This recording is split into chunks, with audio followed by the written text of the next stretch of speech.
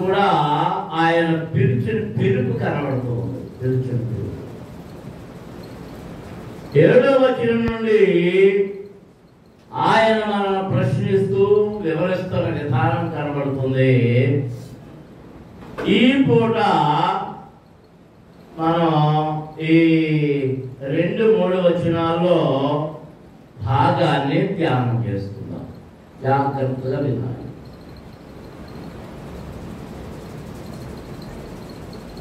మరలా మొదటి 3 వచనాలు చదువుతాం. దేవాది దేవుడైన యెహోవా ఆజ్ఞ ఇచ్చుతున్నాడు, తూర్పు దిక్కు మొదలుకొని పడమటి దిక్కు వరకు భూనివాసులను రమ్మని పిలుచుతున్నాడు. పరిపూర్ణ సౌందర్యము గల సియోనులో నుండి దేవుడు ప్రకాశించుతున్నాడు. మన దేవుడు వేం చేయుచున్నాడు. ఆయన మౌనముగా ఉండడు. ఆయన ముందర అగ్ని మండుచున్నది. ఆయన చుట్టూ ప్రచండ వాయువు విసరుచున్నది. ఆయన తన ప్రజలకు న్యాయము తీర్చుటకై బలియర్పణ చేత నాతో నిబంధన చేసుకుని నా భక్తులను నా యొద్దకు సమకూర్చుడని నీటి ఆకాశమును భూమిని పిలుచుతున్నాడు. దేవుడు తానే న్యాయకర్త ఉన్నాడు. ఆకాశము ఆయన నీతిని తెలియజేస్తున్నది. దేవునికి స్తోత్రం. హల్లెలూయా. రాత్రి ఆయన దేని కొరకు పిలిచాడో మీకు తెలియజేశారు.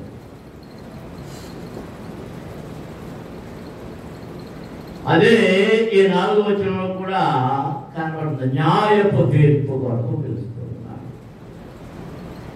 సరే, మరోసారి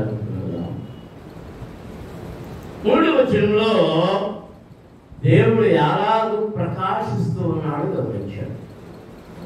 పరిపూర్ణ సౌందర్యము గల సియోనులో నుండి దేవుడు ప్రకాశిస్తున్నాడు. సియోను యొక్క పరిపూర్ణ సౌందర్యమును గురించి ఇప్పుడు నేను మాట్లాడుకోవడం లేదు. అంటే ఒక్కొక్క వచనం, ఒక్కొక్క మాట, ఒక్కొక్క సుదీర్ఘమైనటువంటి వివరణకు కనబడుతుంది. నేను ఇప్పుడు ఏమి తెలియజేయబోతున్నానంటే, ఆయన ముందర అగ్ని మండుతున్నది. ఆయన చుట్టూ ప్రచండ వాయువు విసురుతున్నది. మన దేవుడు ఏం చేయుచున్నాడు? ఆయన ప్రకాశించడానికి కారణం ఏంటంటే, ఆయన ముందర ఏం నడుస్తూ ఉన్నది చెప్పండి.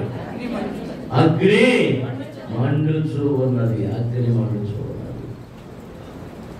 అందరూ దేవునికి స్తోత్రాలు. రెండవది, ఆయన చుట్టూ ప్రచండ వాయువు విసరుచున్నది. అగ్ని ప్రచండ వాయువు. అగ్ని ప్రచండ వాయువు. మరొక చెప్పండి. అగ్ని ప్రచండ వాయువు. మనం మరొకరు చూసినప్పుడు ముందు ప్రచండ వాయువు, అగ్ని. చెప్పండి.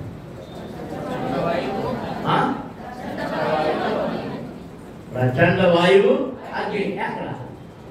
అది నేను అడిగిన ప్రశ్న. ఎక్కడ?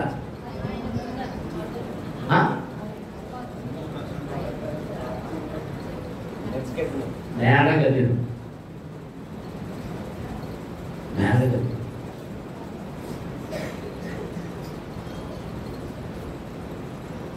ఎందుకు వస్తూ సిద్ధాంతాల గురించి అవన్నీ గుర్తుంచుకోవాలి. ఆ పునాది, సంఘ పునాది ఎలా వేయబడిందో అనేక వాళ్ళు ఎన్నో ఎప్పుడు అన్నయ్య కూడా జ్ఞాపకం చేశాడు. ఆ పెద్దవస్తే మేడగదిలో ఉండే వచ్చింది.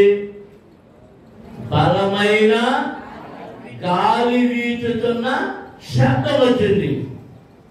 తరువాత ఆకాశం నుండి అగ్ని దిగి వచ్చి నాలుకలుగా విభాగింపబడి వారందరి మీద ఒక్కొక్కరి మీద రాలగా వారందరూ పరిశుద్ధాత్మతో నింపబడిన వారై వారికి వాక్శక్తి అనుగ్రహించబడిన కొలది అన్య భాషలతో మాట్లాడసాగిరి. దేవునికి స్తోత్రం. అందరూ స్తోత్రం చేస్తున్నారు. హల్లెలూయా. అంటే ఆయన ఇక్కడ ఏం చెప్తున్నాడు కీర్తనకారుడు ఆసాపు? ఆయన ముందర అగ్ని నడుచుతున్నది, ఆయన చుట్టూ ప్రచండ వాయువు విస్తరించున్నది. దేవునికి స్తోత్రం. అందరూ స్తోత్రాలు చెల్లించండి. హల్లెలూయా, హల్లెలూయా, హల్లెలూయా.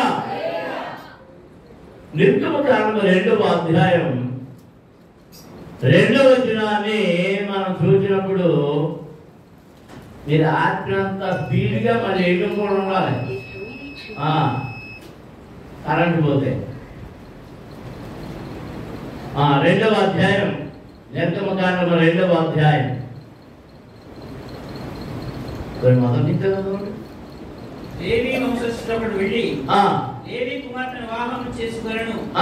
ఆ స్త్రీ గర్భవతి అయి కుమారుడు కని వాడు సుందరుడై ఉండుట చూచి 3 నెలలు వారిని దాచెను. తరువాత ఆమె వారిని దాచలేక 3వ అధ్యాయం మోషే మిద్యాను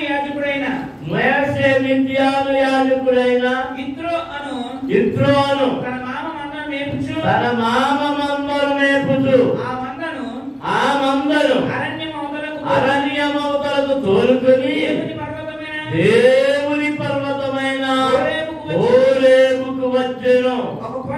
ఒక పొద నడిమిని అగ్ని జ్వాలలో యెహోవా అతనికి ప్రత్యక్షమాయెను. దేవునికి స్తోత్రం. హల్లెలూయా, హల్లెలూయా. ఎక్కడ దేవుని పర్వతం అనబడిన హోరేబు దగ్గర ఒక పొదలో అగ్ని జ్వాల మధ్య దేవుడు మోషేకు ప్రత్యక్షతనిచ్చాడు. దేవునికి స్తోత్రం. అందరం స్తోత్రాలు చెల్లిస్తున్నాం. హల్లెలూయా, హల్లెలూయా. హెబ్రీ పత్రికలో చెప్తున్నాడు అపోస్తలుడైన పౌలు, దేవుడు దహించు అగ్ని అయి ఉన్నాడు. ఏమై ఉన్నాడు? అందరం దహించు అగ్ని అయి ఉన్నాడు. దహించు అగ్ని అయి ఆయన మన మధ్యకు వచ్చినప్పుడు ఆయన ఇశ్రాయేలు ప్రజలు మోషే సీనాయి కొండ ఎక్కి 40 రోజులు రాకపోయేటప్పటికి వీళ్ళందరూ ఇక్కడ ఏం చేశారు? దారి తప్పిపోయారు. ఏం చేశారు? అందరూ కలిసి ఆరోగ్యం దగ్గరికి వెళ్ళి ఒక దేవుని చేయమంటే అందరూ ఏం చేయమన్నాడు?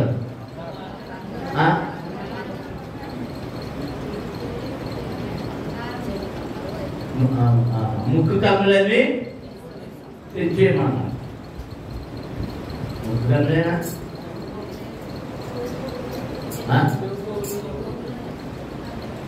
చెవి పోగులు ముక్కు కమ్ములు తెచ్చేశారు. వాటన్నిటితో ఎంతమంది 6 లక్షల మంది. 6 లక్షల మంది కాలినడకను వెళ్ళిన వాడు. ఏంటి బళ్ళు మీద గాడిదల మీద అట్ల మీద వెళ్ళిన వాడు ఎంతమంది ఉన్నారు? వీళ్ళందరి మీద ఒంటి మీద ఉన్నటువంటి ముక్తి కమ్మలు, ఈ చెవి పోగులు పట్టుకెళ్ళి ఇస్తే ఎంత అయి ఉంటాయి? భవిష్యత్తు కూడా అంత ఉన్నట్టు అవన్నీ కట్టబెడితే దాన్ని తీరుబడిగా అయ్యారు. ఏ అయ్యారు? ఆరోన్ అయ్యారు. పాత్రతో చెక్కి ఏం బొమ్మ చేశాడు? ఎత్తు స్వరూపం చేశాడు. ఇక మరి ఎన్ని రోజులు చూసినా ఆయన రావట్లేదు. మరి మనలను ఐగుప్తు నుండి బయటకు నడిపించిన దేవుడు ఈయనే. ఎవరు? ఈ వృషభరాజు అని జాతర మొదలైంది. ఎప్పటికీ ఎన్ని రోజులైందో చెప్పండి, నేను చెప్పాలి. తెలుసా? మోషే ఎన్ని రోజులు ఉన్నాడు కొండ మీద? 40 రోజులు పూర్తి కింద చూసినాడు. అంటే ఎన్ని రోజులకి చేశారు? 1 వారం రోజులు, 10 రోజులు, 5 రోజులు చూశారు. అంతా పోగు చేసుకొచ్చేసారు. ఎంత స్పీడ్గా ఇచ్చారో మీరు ఆలోచించాలి. విగ్రహాన్ని చేయడానికి ఎంత స్పీడ్గా ఇచ్చారో చూడండి.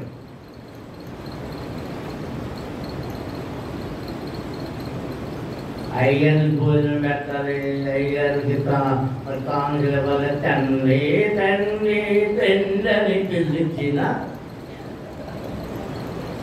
ఆ సంచి నుండి కాలేదు, పొట్ట నుండి కాలేదు.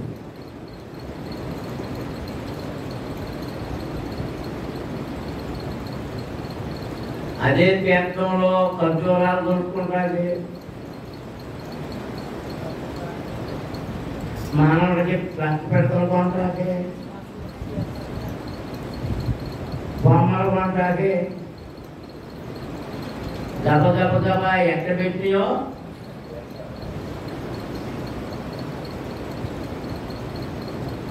ఏం చేస్తాను? నేను నా నాన్నల కోసం కొంటాను.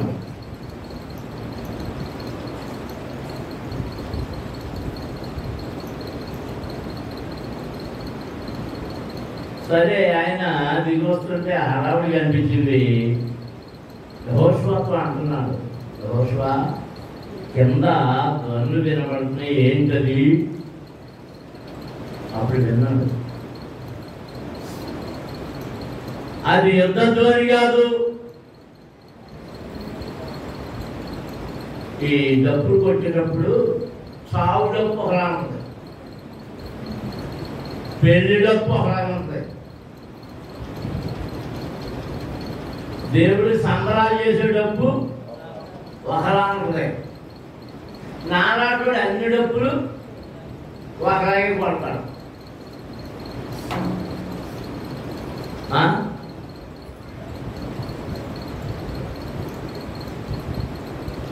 రండునాడు యుద్ధధ్వని కాదని ఉత్సాహధ్వని. ఏదో పండగ చేస్తున్నట్టుగా ఉంది. పండగ ధ్వని వేరు. తోతాపూర్ల ఏమి వినపడుతుంటాయి. కింద దిగుతున్నప్పుడు కావున్నారు మంచి తాగేసి చేస్తున్నారు. అరే ఏంట్రా అన్నాడు. అన్నయ్య ఏంట్రా ఇది అన్నాడు. అన్నయ్య అంతే, ఒరే తమ్ముడే నాకేం తెలవదురా, నువ్వు కనబడతలేదని. వీళ్ళందరూ మాకు దేవుడు కావాలన్నారు. ఆడకాలు ఇచ్చేసారు. బాగా ఆడకాలు ఇచ్చారా? అసలు ఇచ్చారా? ఆడకాలు బంగారం తెచ్చేశారు. నన్ను ఏమన్నారు? నేనేం చేయలే, పొలిమని తెచ్చి అందరూ పడేసేది తప్ప. పడేస్తే అదంతా ఏమైపోయింది? ఇలాగైపోయింది. అలాగైపోయింది. దానికి అది చెవులు వచ్చేసినాయా, దానికి కొమ్ములు వచ్చేసినాయా, దానికి మూత వచ్చేసిందా, దానికి కాళ్ళు వచ్చేసినాయా, దానికి గెట్లు వచ్చేసినాయా, దానికి పళ్ళు వచ్చేసినాయా అని రాయబడింది. అహరోను పోగొడుతూ దానికి రూపమును కల్పించాను. దేవునికి స్తోత్రం. అప్పుడు ఏం చేశాడు ఆయన? కోపముతో తాను తెచ్చిన నిబంధన పలకలను దానికేసి కొట్టాడు. ఆ విగ్రహాన్ని ముక్కలు ముక్కలు చేసేసాడు, అగ్నితో కాల్చేసాడు, బూడిది చేసేసాడు. ఆ బూడిదని తీసుకెళ్ళి నీటిలో కలిపేశాడు. అప్పుడు దేవుడు అన్నాడు, అదంతా అయిపోయిన తర్వాత మళ్ళీ శరాయి పండు ఎక్కాడు, మళ్ళీ అక్కడి నుంచి పలకలు తెచ్చాడు.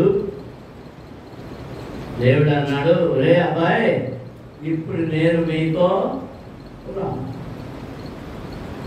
అదే ప్రభువా, నేను నీతో వస్తే మీరు ఎలాంటి పనులు చేస్తుంటే నాకు కోపం వచ్చి మిమ్మల్ని దహించి వేస్తాను. ఏం చేస్తాను?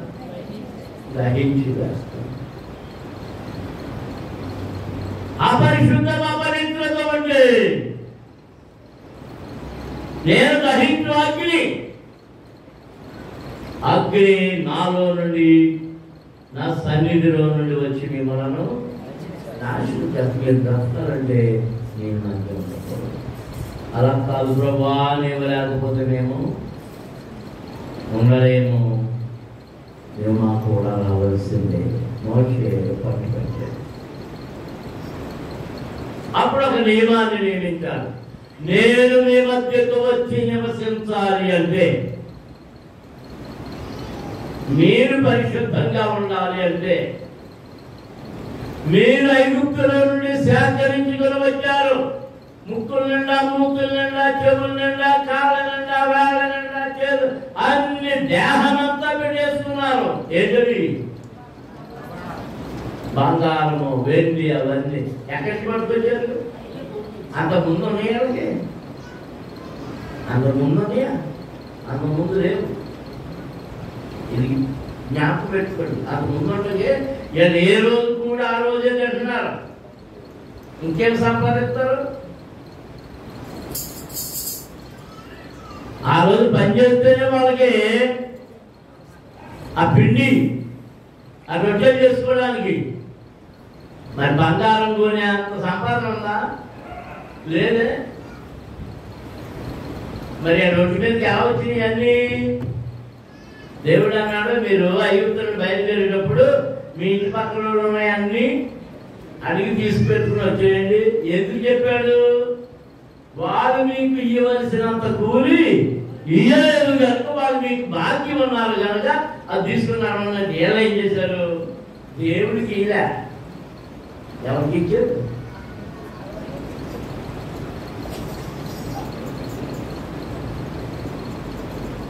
మిస్టర్ వృషభరాజు గారికి ఇచ్చారు. అని మనం నంది అన్నాను, ఏమన్నాము.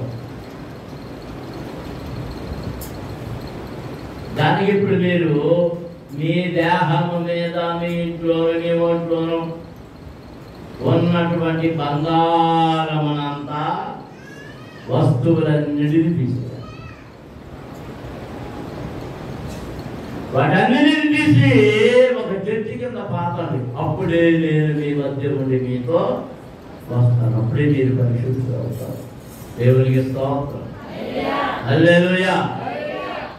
ఎవరి దేహము మీదనైనా వస్తువులు ఉంటే అది కేవలము విగ్రహములు, కేవలము విగ్రహములు. అమ్మా, ఎవరో బాప్తిసం పొందుతానన్నారు. ఎవరో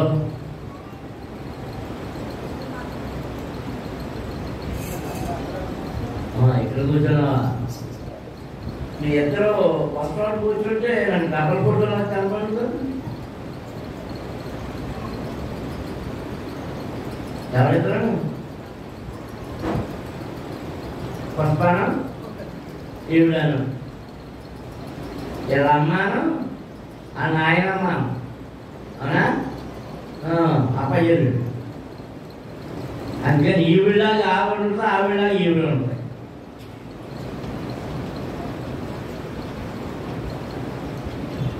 నేను మంటలో ఏంటి మా పుష్పలాగా ఉండేది అనుకున్నాను. ఆ తర్వాత పుష్పం ఈ పిల్లలను చేశాను. ఆ తర్వాత పూర్తిలో అయితే మా నాన్న తప్ప అవుతుంది గారి టీచర్స్ అన్ని బాప్తిసం పొందేవారు, బాప్తిసాలు తీసుకోవాలనుకునేవారు, ఈ సంఘ సభ్యులుగా ఉండగోరేవారు ఇది గుర్తుపెట్టుకోవాలి. ఎందుకు సంఘ సభ్యులు ఎందుకు వస్తువులు విసర్జించాలంటే అవి కేవలము దేవతా స్వరూపములు, విగ్రహములు. కొంతమంది అతి తెలివితేటలు ఉపయోగించి మా కుటుంబరావు లాంటి అయ్యారండి ఎవరు పెట్టుకుంటారు, చిల్లు పెట్టుకుంటున్నానండి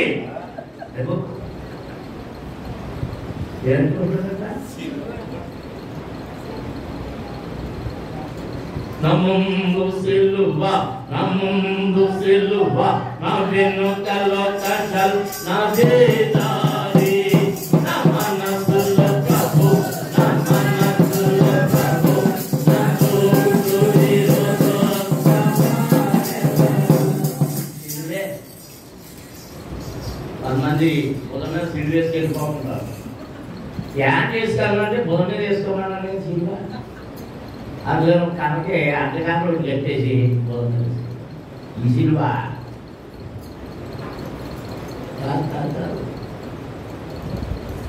సిలువ కూడా సిలువ అది బొమ్మే, అది విగ్రహమే. అది కూడా నీ దేహము మీద ఉండడానికి వీలు. అందుకే పేతురు పత్రికలో పేతురు గారు చెప్తున్నాడు, నీ దేహము మీద ఉన్నటువంటి బంగారము నీ మీద సాక్ష్యము పలుకుతున్నది. దేవునికి స్తోత్రం. అందరం స్తోత్రం చెల్లించుదాం. హల్లెలూయా. జ్ఞానం సాక్ష్యం చెప్పుద్ది, చెప్పండి. జ్ఞానం సాక్ష్యం చెప్పుద్ది.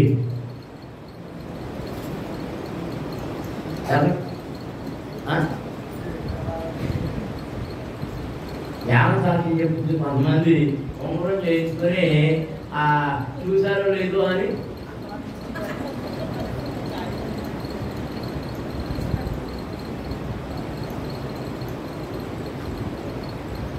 కొంతమంది ఈ మధ్యన పాద్రే గారు పెట్టుకున్నారు ఉంగరాలు.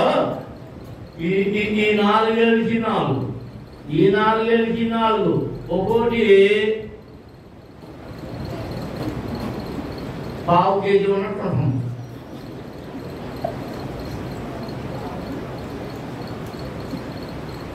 ఒక్కో బుక్క 5 kg ఉంటుంది. ఈ జలానికి కలిసిపోయి కనపడుతున్నా మళ్ళీ ప్రసంగం చేసే ముందు ఇలా పెట్టుకుని కనబడేలాగా, అందరికీ కనబడేలాగా బడాయి చూపించుకుంటుంది. సరిపో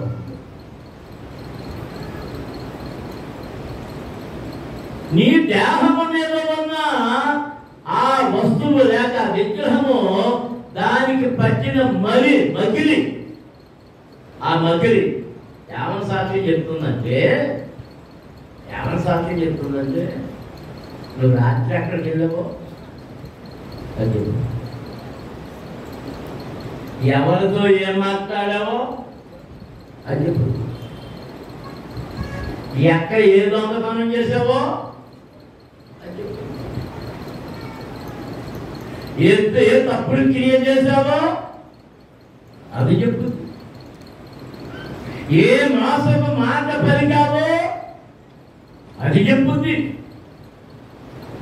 స్తోత్రం. హల్లెలూయా, హల్లెలూయా. నీ హృదయంలో గర్వమేంటో, నీ హృదయపు ఆలోచన ఏమిటో ఏం సాక్షిస్తుంది.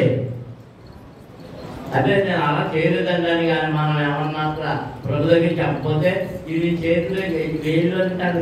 హలో, నేను ఇక్కడేమన్నా నువ్వు అటు లాగినప్పుడు నేనే కదా ఉన్నా, ఆ జేబులో చేయట్టినప్పుడు నేనే కదా ఉన్నా. మరి చెవులు ఏం చెప్తి, తక్కాడించినప్పుడు నేను ఊగాను కదా, పైకి కింద ఆడించినప్పుడు ఊగాను కదా. ఎవరు సాక్ష్యం? ఎవరు? నీ దేహము మీద ఉన్న ఆ వస్తువులే సాక్ష్యం చెప్తున్నాయి. వాటికి పట్టిన ఆ మురికి, ఆ మలిను, ఆ మట్టి సాక్ష్యం చెప్తూ ఉంటుంది. దేవునికి స్తోత్రం. అందరం స్తోత్రం చెల్లించుదాం. హల్లెలూయా. ఇదిగో మోషేకు దేవుడు దర్శనమిచ్చాడు. ఆ హోరేబు పర్వతము దగ్గర ఆ పొదలో నుండి అగ్ని జ్వాల మధ్య నుండి దర్శనమిచ్చాడు. అగ్ని జ్వాలగా, అగ్ని జ్వాలగా. ఆ అగ్ని జ్వాల అది ఎంతగా ఉందని చూడడానికి వెళ్ళాడు. అక్కడ మనం చదువుకుంటే ఏంటంట, అగ్ని మండుతుందో కానీ నేను వాక్యం చెప్తున్నాను కానీ సర్వధర్మకి ఎంత చక్కగా నిద్ర వస్తూ ఉన్నదో అలాగే ఎది కడుగడుతున్నా మామూలుతున్నా పోయి అమ్మా అమ్మోయ్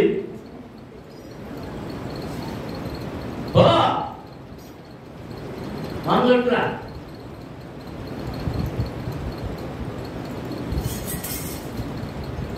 అగ్ని మండుతుంది కానీ ఏం కాలిపోలేదు, పద కాలిపోలేదు. ఇది ఎంత ఏంటో చూద్దామండి. పదకాలమే అగ్ని మండుతున్నది. దేవునికి స్తోత్రం. హల్లెలూయా, హల్లెలూయా, హల్లెలూయా. ఎంత ఏంటో చూద్దామని అతను చూసినప్పుడు అగ్ని వలన పదమండు చూడాను కానీ పద కాలిపోలేదు. అప్పుడు మోషే ఆ పద ఎలా కాలిపోలేదు, నేను ఆ తట్టు వెళ్ళి ఎంత చూచగలను, దానిని చూసిన తట్టు వచ్చుట యెహోవా చూచెను. దేవుడు ఆ పదనడుగు నుండి మోషే అని అతనిని పిలచెను. దేవునికి స్తోత్రం. హల్లెలూయా, హల్లెలూయా, హల్లెలూయా, హల్లెలూయా, హల్లెలూయా. మన పరిశుద్ధ గ్రంథాన్ని చదువుతుంటే అనేక చోట్ల ఆయన అగ్ని స్వరూపముగా కనబడుతున్నాడు. ఇశ్రాయేలీయులు అరణ్యంలో నడుస్తూ ఉన్నప్పుడు ఇదిగో రానన్నాడు కదా, బయలుదేరినప్పుడు వారితో ఎలా నడిచాడు ఆయన? పగలు మేఘ స్తంభము, రాత్రి అగ్ని స్తంభము. అగ్ని స్తంభం. పగటి వేళ ఎండ తగలకుండా, వేడి తగలకుండా, ఉక్కబోయకుండా మేఘముగా మేఘముగా మేఘ స్తంభము వారి మీద మాత్రమే నిలిచి ఉంది. ఇశ్రాయేలుల మీద మాత్రమే. అలాగే రాత్రి అయినప్పటికీ, సాయంత్రం ఆరినప్పటికీ ఏం ప్రారంభం అవుతుంది? వెలుగు. వెలుగు స్తంభం, అగ్ని స్తంభం. ఇట్లా మనం జాగ్రత్తగా గమనించండి. మీరు ఎప్పుడైనా ప్రశ్నలు వేసుకున్నారు లేదా? మీరు ప్రయాణ కాలంలో ఈ 40 సంవత్సరాల్లో వర్షం పడిందా లేదా అంటారు అందరు. పడేదా? పడేదా? పడిందా? పడేదా?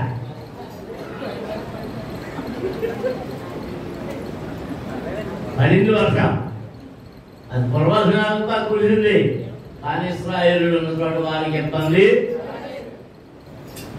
మనకి కుడుతూనే ఉంది. రాత్రంతా శ్రమ పడిన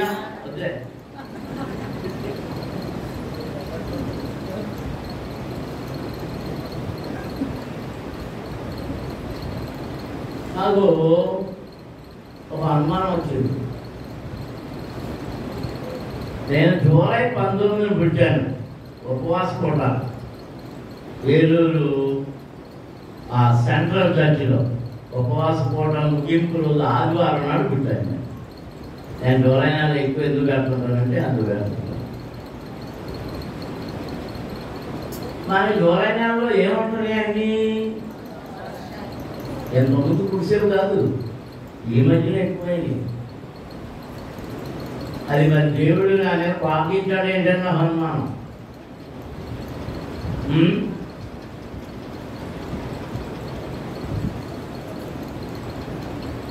మరి మధ్యలో గుర్తొచ్చింది, రేపు మా మనవడు పుట్టినరోజు, మీరు అందరూ వాటి కోసం ప్రార్థన చేయండి. రేపంతా హీరో ఆఫ్ ది డే, మా కుటుంబ హీరో ఆయన.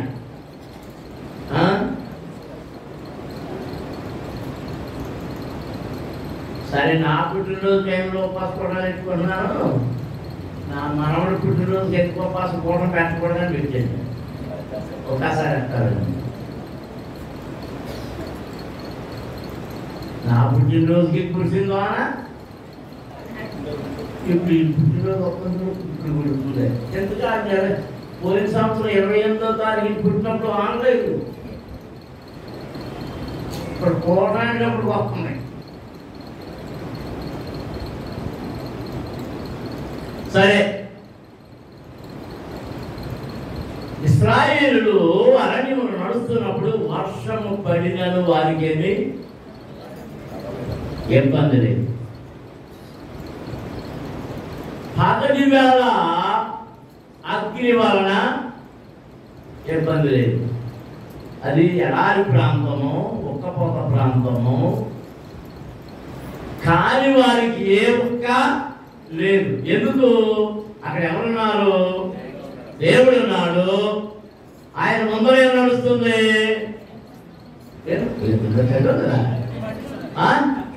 అగ్ని మండుతున్నది, ప్రచండ వాయువు విసరుచున్నది. అంటే ఆయన ఉన్నాయి కదా, వాయువు విసరడం వల్ల వారికి ఏ ఒక్కపోత లేదు. ఎలా ఉందండి? ఇక దోమలు లేవు, పురుగులు లేవు, ఏమీ లేవు. కానీ ఒకసారి పాములు కరిచి చనిపోయారు. ఎందుకో తెలుసా? వారు పాపము చేసినప్పుడు పాములకు ఆజ్ఞాపించాడు ఆయన.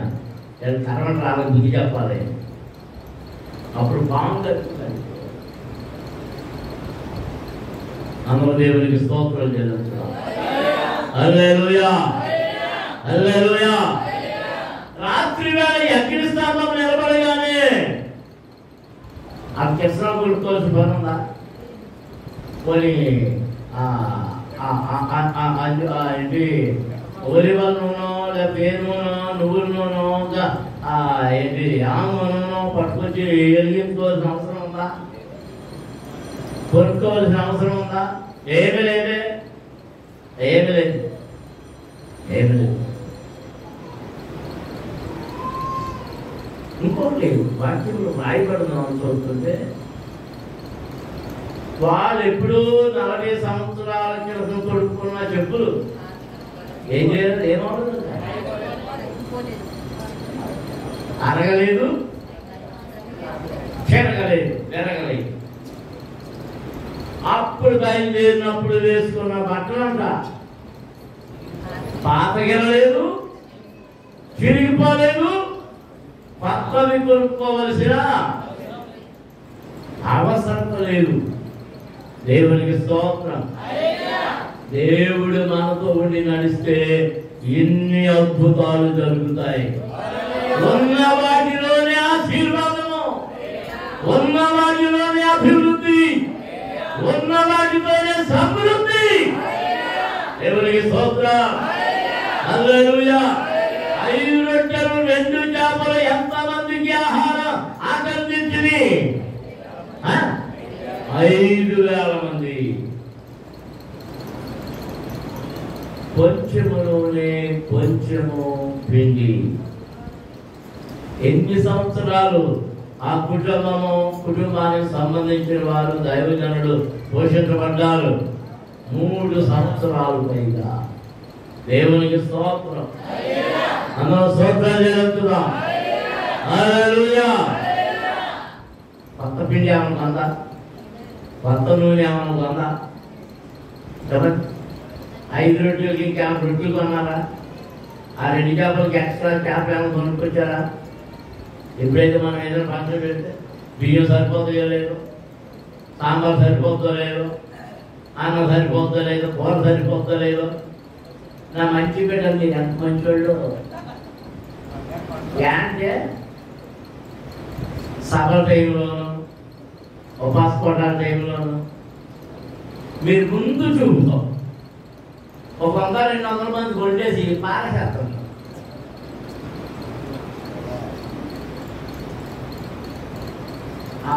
దానికి లెక్క అప్పచెప్పండి. దేనికి? అనవసరంగా వండి పారవేసినాం.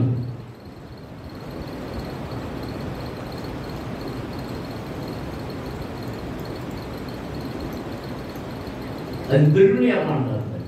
దుర్వినియోగం. అది ఎవరికి ఇచ్చిన సొమ్ము? దేవుడికి ఇచ్చింది కదా. దేవుడికి ఇచ్చిన సొమ్ముని దుర్వినియోగం చేసి అనవసరంగా పాడు చేస్తే దానికి బాధ్యులు ఎవరు? దానికి సమాధానం చెప్పాల్సిన వారు ఎవరు? ఎవరు? ఆ బియ్యం పోసుడే. బియ్యం పోసుడే అంటే బద్దకం ఎక్కువై మళ్ళీ వండమంటాడేమో అని తప్పుడు. దేవునికి స్తోత్రం. హల్లెలూయా, హల్లెలూయా, హల్లెలూయా. అగ్ని స్తంభముగాను మేఘ స్తంభముగాను వారితో నడిచాడు. వారితో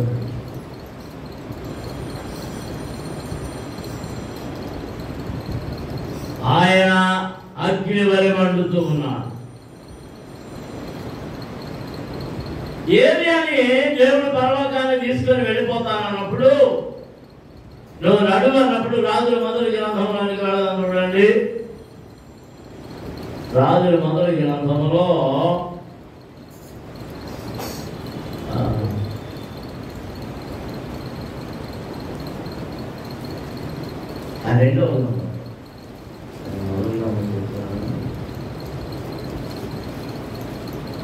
రెండవ గ్రంథంలో 2వ అధ్యాయము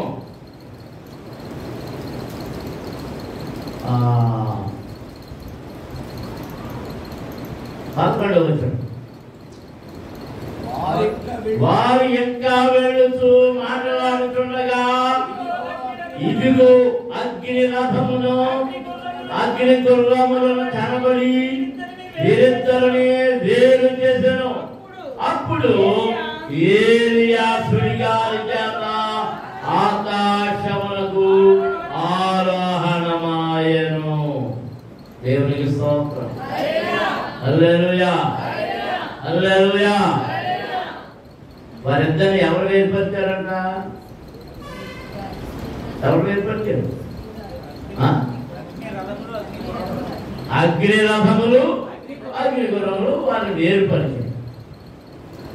ఎవరిని? గురు శిష్యులని. గురువైన ఏలియా, శిష్యుడైన ఎలీషా. వారిద్దరిని వేరుపరిచిన తర్వాత సుడిగాలి ఎవరిని ఎత్తుకొని వెళ్ళిపోయింది? పరమనకు ఎత్తబడవలసిన ఏలియాను పరలోకానికి తీసుకెళ్ళిపోయింది. దేవునికి స్తోత్రం. అదే కీర్తనకారుడు, ఆయన ముందర అగ్ని మండుతున్నది, ఆయన చుట్టూ ప్రచండ వాయువు విసరుతున్నది. దేవునికి స్తోత్రం. హల్లెలూయా, హల్లెలూయా. నేను ముగించేస్తాను. ఇంకా 104వ కీర్తన కబురు 104వ కీర్తనలో 104వ కీర్తనలో దేవుని పిల్లలను 104వ వచనం, వాయువులను తనకు దూతలుగాను అగ్ని జ్వాలలను తన పరిచారకులుగాను ఆయన చేసి ఉన్నాడు. అందరూ దేవునికి స్తోత్రం చేస్తారు. హల్లెలూయా. ఈ మాటని అపోస్తలుడైన పౌలు హెబ్రీ పత్రికలో ప్రస్తావన చేస్తున్నాడు. 1వ అధ్యాయం 7వ వచనంలో అనుకుంటా. 1వ అధ్యాయంలో చూడండి ఇక్కడ ఈ మాట దాన్ని వివరిస్తున్నాడు. తన దూతలను వాయువులుగాను తన సేవకులను అగ్ని జ్వాలలుగాను చేసుకునివాడు. దేవునికి స్తోత్రం. అందులో స్తోత్రం జరుగుతుందా? హల్లెలూయా హల్లెలూయా హల్లెలూయా హల్లెలూయా. ఆయన పరిచారకులు ఎవరంట? ఆయన పరిచారకులు ఎవరు? ఆయన సేవకులు ఎవరు తెలీదా? అగ్ని జ్వాలలు. చూడండి 104 చిత్రం మళ్ళీ చదువుతాం. వాయువులను తన దూతలుగాను. అంటే గాలి ఆయనకి దూత. గాలిదేవుడు గాలిదేవుడు అందుడు అందుడు అంటారు. ఆ వర్షము గాని గాలి గాని అగ్ని గాని ఆయనకి ఎవరు?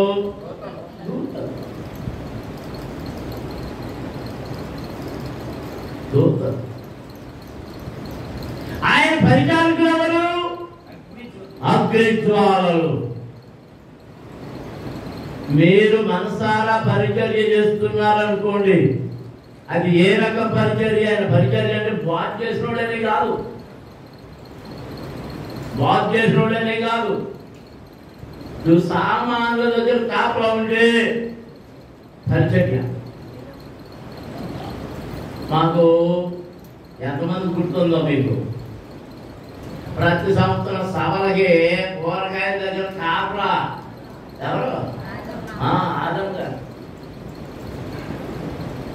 ఏంటి మామ అంటే ఇంక నేను మరి ఏం చేయలేను కదా, నాకు ఓపిక లేదు కదా, నేను ఇక్కడే కాపలా ఉండి అని చేస్తాను. ఇప్పుడు ఆ ఉద్యోగం ఎవరు పుచ్చుకున్నారు? ఏది రావట్లేదు, ఏది రావట్లేదు, కనపడలే. పరిచర్య. యుద్ధములకు వెళ్ళివాడు ఎంత బాధ్యత కలుగుతున్నాడో, యుద్ధ సామగ్రి దగ్గర కావలి కాయవాడు అంతే. వాని జీతం అంతే, వీని జీతం అంతే. అన్న దేవునికి స్తోత్రాలు జరుగుతుంది. హల్లెలూయా హల్లెలూయా. దేవుని పిల్లలారా, పాడుతున్న మీకు దేవుడు ఏ జీతాన్ని ఇస్తాడో వాక్యము చెప్తున్న నాకును అదే జీతం ఇస్తాడు. సాక్ష్యం ఇస్తున్న వారికి అదే జీతం ఇస్తాడు.